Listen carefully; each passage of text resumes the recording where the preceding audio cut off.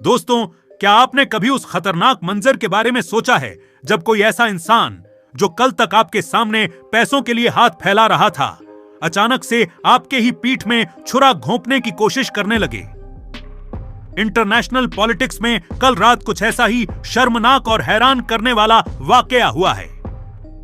कल तक जो बांग्लादेश चीन के खतरनाक कर्ज के जाल और पूरी तरह से कंगाल होने से बचने के लिए भारत के सामने मदद मांग रहा था, आज अचानक से उसके तेवर पूरी तरह बदल गए हैं। सुंदरबन के बहुत ही सेंसिटिव और खतरनाक इलाके के पास क्रिक्स नदी के मुहाने पर भारत की नेशनल सिक्योरिटी को मजबूत करने के लिए जो 90 किलोमीटर लंबी कटीली तारों की स्मार्ट फेंसिंग लगाई जा रही थी, बांग्लादेश ने रातों रात अपनी नापाक हरकतों से उस काम को बीच में ही रुकवा दिया है।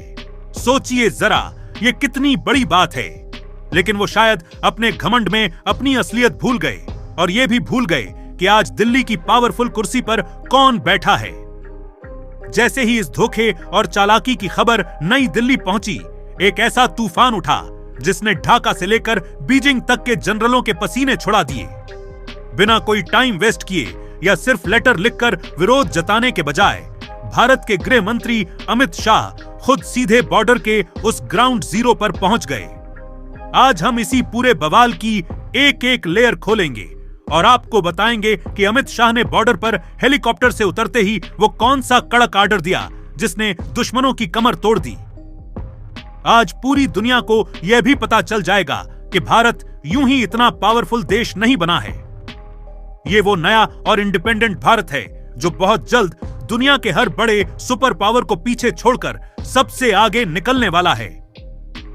क्या आपको पता है कि इस पूरे इंटरनेशनल गेम की शुरुआत आखिर हुई कैसे? ये तब शुरू हुआ जब चीन ने अपना असली ड्रैगन वाला रूप दिखाते हुए बांग्लादेश के ऊपर अपना पुराना अरबों डॉलर का भारी भरकम कर्ज तुरंत चुकाने का प्रेशर बनाया। कंगाली और भुखमरी से बचने के लिए वहां की सरकार ने तुरंत भारत के आगे हाथ फैलाया। भारत मदद के लिए रेडी तो हो गया, लेकिन अपनी नेशनल सिक्योरिटी को सबसे ऊपर रखते हुए नई दिल्ली ने एक बहुत ही मास्टर स्ट्रोक वाली शर्त रख दी। शर्त यह थी कि सिलीगुड़ी कॉरिडोर यानी चिकन नेक को चौड़ा करने, वहां सड़कों का नेटवर्क बिछाने और भारत को सामरिक पहुंच देने की इजाजत दी जाए। उस टाइम तो मुसीबत में फंसे बांग्लादेश ने अपनी इकोनॉमी डूबने के डर से इस बात को चुपचाप मान लिया। लेकिन दोस्तों, जैसे ही ये टॉप सीक्रेट खबर बीजिंग के वॉर रूम में पहुंची, चीन के खेमे में टेंशन का माहौल बन गया। चीन को साफ दिखने लगा कि अगर भारत ने चिकन नेक पर अपनी मिलिट्री और लॉजिस्टिक पोजीशन को और स्ट्रॉन्ग कर लिया, तो नॉर्थ ईस्ट में चीन का पूरा गेम प्लान हमेशा के लिए मिट्टी में मिल जाएगा और डोकलाम में भी उसे मुंह की खानी पड़ेगी। इसी डर के कारण चीन ने पीछे से ढाका पर बहुत ही भयंकर मेंटल और फाइनेंशियल प्रेशर बनाया। और नतीजा क्या हुआ? अगले ही दिन बांग्लादेश अपनी बात से पलट गया। भारत पर प्रेशर बनाने की बेकार कोशिश के तहत उसने सुंदरबन की क्रिक्स नदी पर चल रहे हमारे फेंसिंग के काम को बीच में ही रुकवा दिया। इस पूरे विवाद को समझने के लिए सुंदरबन और क्रिक्स नदी के इस बहुत ही मुश्किल और खतरनाक भूगोल को समझना बहुत जरूरी है। ये कोई आम मैदानी बॉर्डर नहीं है जहां आसानी से खंभे लगाकर तारबंदी की जा सके। ये घने जंगलों, तीखे मोड़ों, दलदलों और पानी की अनगिनत छोटी बड़ी खाड़ियों से घिरा वो इलाका है जहां से भारत के अंदर घुसपैठ, हथियार, नकली नोट और ड्रग्स की तस्करी का खतरा 24 घंटे बना रहता है। भारत बहुत टाइम से अपनी सिक्योरिटी को टाइट करने के लिए इस पूरे 90 किलोमीटर के पानी वाले रास्ते पर मॉडर्न कटीली तारों और सेंसर वाली फेंसिंग लगाने में जुटा था। ये काम भारत की अपनी लीगल बाउंड्री के अंदर पूरी तरह से कानून के हिसाब से हो रहा था। लेकिन अचानक बांग्लादेश बॉर्डर गार्ड्स ने इस काम पर बिना किसी सॉलिड रीजन के ऑब्जेक्शन करते हुए इसे रुकवा दिया। ढाका ने दुनिया की आंखों में धूल झोंकने के लिए यह बहाना बनाया कि इंटरनेशनल रूल्स के हिसाब से ऐसे पानी वाले सेंसिटिव इलाकों में बिना आपसी सहमति के कोई परमानेंट स्ट्रक्चर नहीं बनाया जा सकता।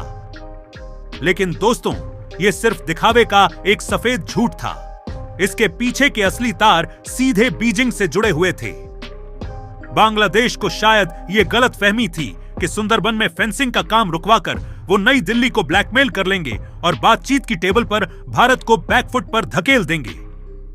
लेकिन वो ये भूल गए कि आज का भारत किसी भी प्रेशर के आगे झुकना तो दूर, आंख में आंख डालकर दुश्मन का नामो निशान मिटाना जानता है।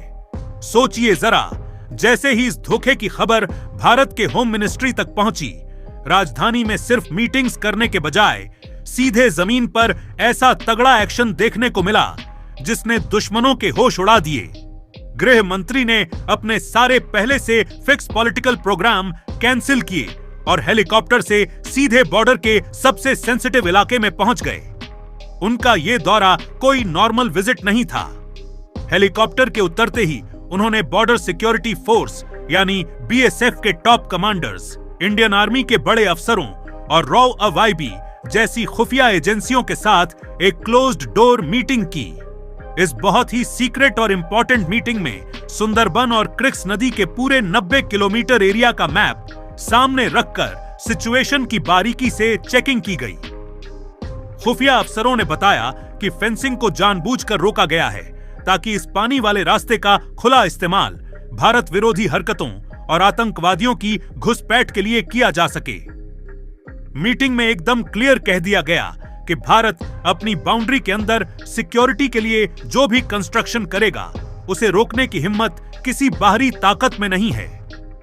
उनका सीधे बॉर्डर पर पहुंचना इस बात का एकदम लाउड एंड क्लियर मैसेज था कि भारत अब इस पूरे मैटर को हल्के में नहीं लेगा। चीन ने बांग्लादेश को आगे करके जो नया फ्रंट खोलने की कोशिश की थी, उसका जवाब भारत ने सीधे ग्राउंड जीरो पर अपनी स्ट्रॉन्ग प्रेजेंस से दे दिया।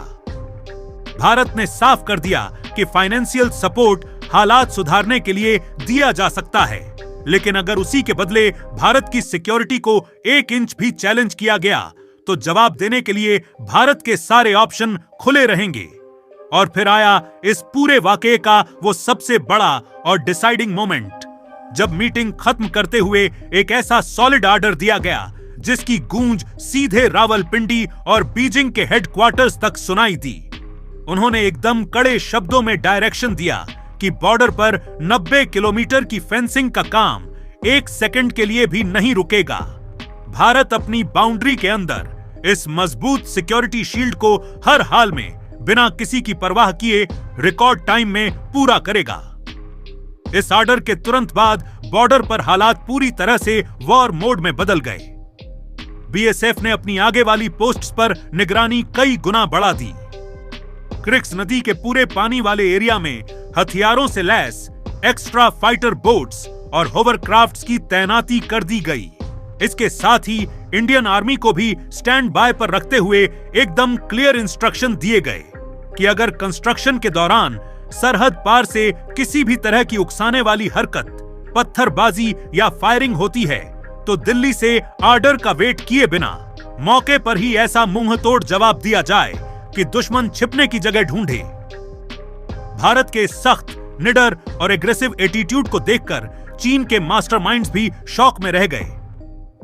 चीन ने सोचा था कि बांग्लादेश के थ्रू भारत के ईस्टर्न बॉर्डर पर नई टेंशन पैदा करके भारत को फंसाया जा सकेगा, लेकिन भारत ने फेंसिंग का काम और तेज करके उसकी पूरी प्लानिंग पर पानी फेर दिया।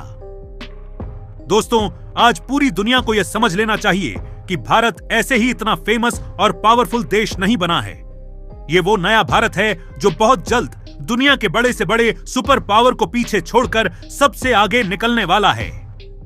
दोस्तों, अगर आपके अंदर भी देश के लिए वही आग और वही जज्बा है, और अगर आपको भी भारत की इस बढ़ती ग्लोबल पावर, निडर अप्रोच और हमारे जवानों के इस सॉलिड करेज पर गर्व है, तो इस वीडियो को अभी के अभी एक जोरदार लाइक करें। इसे अपने हर व्हाट्सएप ग्रुप में अपने दोस्तों और फैमिली के साथ ज्यादा से ज्यादा शेयर करें ताकि हर हिंदुस्तानी तक ये सच्चाई पहुंच सके। अपना प्यार और सपोर्ट दिखाने के लिए कमेंट बॉक्स में पूरे जोश के साथ जय हिंद और इंडियन आर्मी जिंदाबाद लिखना बिल्कुल मत भूलिएगा। ऐसी ही एकदम रियल और कड़क न्यूज अपडेट्स के लिए हमारे चैनल को तुरंत सब्सक्राइब कर लीजिए और बेल आइकॉन दबा दीजिए ताकि कोई भी इंपॉर्टेंट अपडेट आपसे मिस ना हो। जय हिंद, वंदे मातरम।